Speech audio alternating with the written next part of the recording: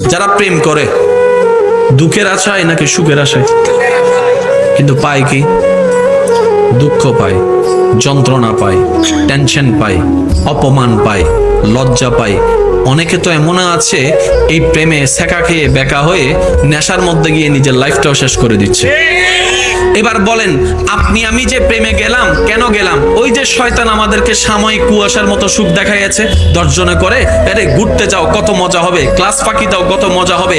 ওই সাময়িক লোভে যখন পা দিয়েছি আমরা, সাময়িক লোভে যখন আমরা পা দিয়েছি, ওই রবের রহমত থেকে আমরা বঞ্চিত হয়ে যাচ্ছি। দিন শেষে এই ভালোবাসাটাই একসময় তাদের জীবন নাশের কারণ হয়ে দাঁড়ায়। প্রত্যেকটা জিনিসের একটা কথা মনে রাখবেন, প্রত্যেকটা একটা এফেক্টের সাইড এফেক্ট আছে।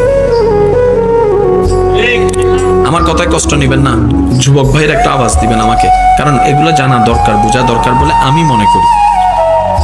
সবচেয়ে মারাত্মক